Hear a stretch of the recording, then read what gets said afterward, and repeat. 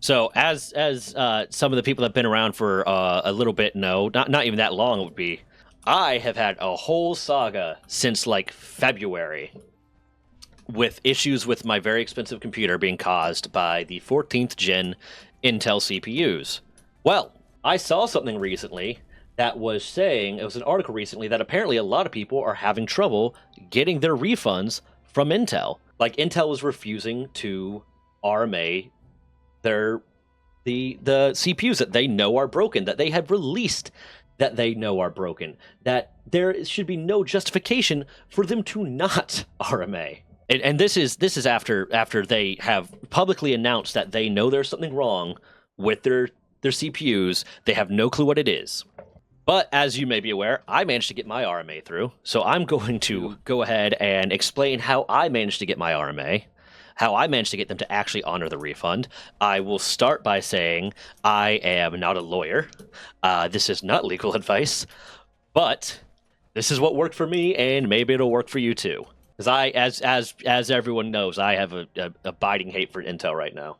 Go to the Intel website, intel.com. Go to support. Go to contact support. Support for Intel products. Go down to, if it's the 14th gen, go down to processors.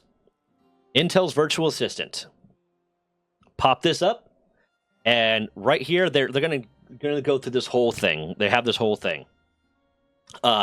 This is currently a Sunday when I'm recording this, so you don't have the live agent option available, but normally hit the live agent option and start talking to an actual agent. A few things. You're going to be able to do that. You're going to be able to talk to the agent, and you're going to have to argue with them for a while.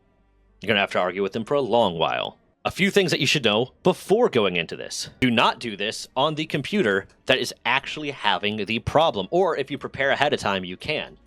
But ideally, if you have a laptop, or if you can do it on your phone, or if you have a tablet or anything like that, because they're going to want you to remove the CPU from your computer so that you can wipe off the thermal paste from it and look at a number that is printed on the CPU. So you cannot get this, and like I try to argue with them for a while about how frustrating and inconvenient it is to have to do that. They're like, well, it's the same one you're gonna have to remove anyways when you ship it back to us. I was like, thank God I was on my laptop. Thanks God I started that on my laptop because I was worried about something like this. But if I was starting it on my computer, I would have had to shut off my computer, wait for it to cool down, and then remove that, and then restart that whole conversation again and go through that whole argument process again. So either prepare ahead of time, take a picture of that CPU just because they might ask for that picture, have the receipt from when you bought that CPU. So either when you bought a computer or when you bought the part to build that CPU, or to build that computer, you bought the CPU to build the computer. Have a receipt ready from that, because they're going to ask for all of that. They're going to ask for a lot of information, like the specific date that you did it. And here's the thing. I screenshot the receipt because I bought everything through Newegg. I screenshotted the receipt, and when they asked for all the information about specific part type and blah, blah, blah, and what day that you bought it and all this different stuff, I screenshotted that, or I didn't even screenshot it. I downloaded it as a PDF from Newegg and sent them that. And then still later, she's like, the person I was talking to was a lady, was like, we're still waiting on you to tell us the specific dates and specific part type and blah, blah, blah. I was like, I sent you the number that is associated with the part type. You should be able to look it up. And two, I sent you the receipt. It has the date. It has the specific part. It has everything. You should be able to just look at it. It's like, oh, let me double check that. This was a several hour process of getting them to finally agree to it, because the first thing they wanted to do was offer me a replacement part. But this is a part that they have publicly admitted they do not know what is wrong with it, so they don't know how to fix it, so it's still going to be a problem.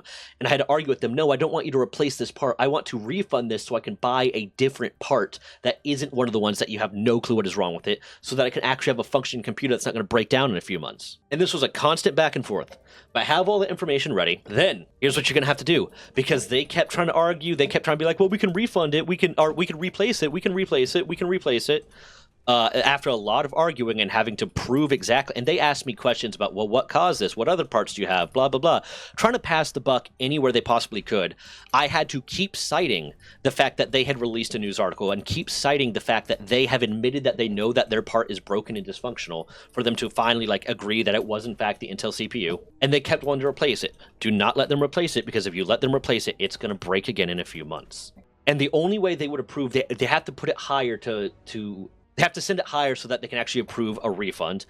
And in order to get them to actually get to that point where they were ready to approve a refund, I had to essentially let them know that the entire time that they had me waiting, because they said it could be a several day to potentially week or two process for them to finally get all that to finally get the refund approved, which is just them approving the fact that they will send me a shipping slip that I can send it back to them for them to eventually approve the refund. I had to let them know that if they did not approve it, and the longer it took them to approve it, what I said was, if you do not approve this, I will get lawyers involved. I am certain that there are thousands upon thousands of other people that have bought this part and are currently dealing with a faulty part that you have admitted was faulty, that you have publicly admitted was faulty. If you do not approve this refund, I will get lawyers involved, and I will get as many people involved in that lawsuit as possible, potentially rising it to the point of a class action lawsuit. They said, okay, well, we have to wait till we can get to manager approval. We have to get the higher level approval to get this doing. I was like, and I told them, every single day that you wait, that you take to get me this refund approved and get me all the stuff so I can get my refund, every day is another day that I will be reaching out to law firms. Giving this information and seeing how many other people I know that have this issue and would be interested in getting involved in this lawsuit. That quickly turned it from what was going to be a several day to several week process of getting my refund approved, because I had to argue, it's like, you're shutting down my computer for several weeks before I can get a new one, and I can't just afford to outright buy a new CPU right now and wait for you to maybe refund me. They got back to me the next day with the higher up person reaching out to me and asking what I wanted, and I still had to argue with them a little bit. So that took about 2 days. That took another 2 days for them to finally agree to refund it. Then, when they send you the email saying that they are going to refund it, make sure that email says that it is going to be a refund. Because when I got that first email with that first tracking slip, despite the fact that I had repeatedly said that I want it to be refunded, they didn't have it listed as a refund. They had it listed as a replacement. So I had to email them back and say, I requested a refund. List this as a refund. I do not want a replacement of a faulty part. I want a refund. And then eventually, they got back to me. To be fair, after it got to this point, they started replying to me a lot quicker.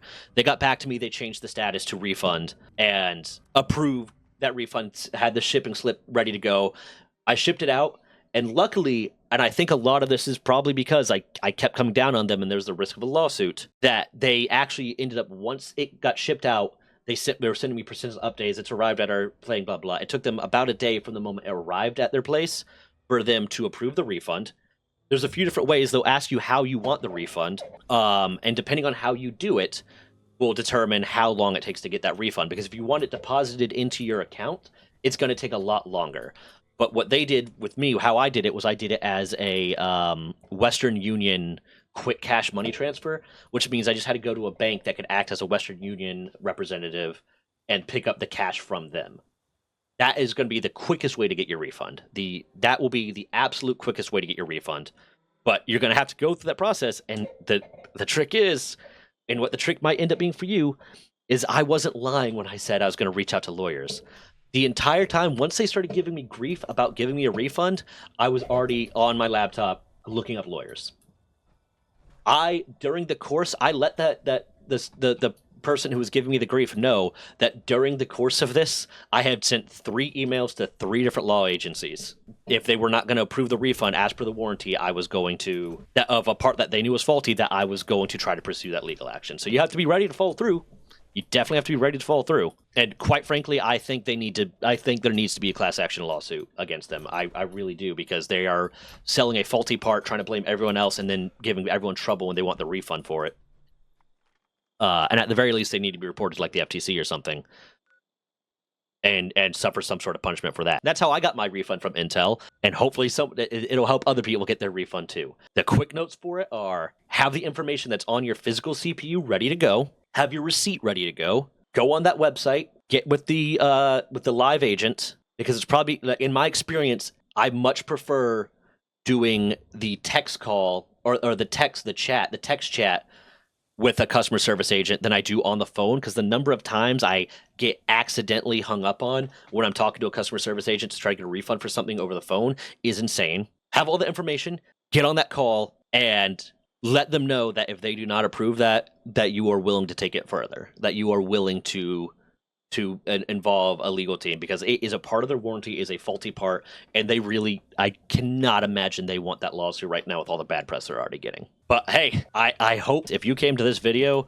because you're having trouble getting your RMA, I hope this helps. I really do, because at this point they are such a shady company, and it's insane how much trouble they are giving people to fix their own problem.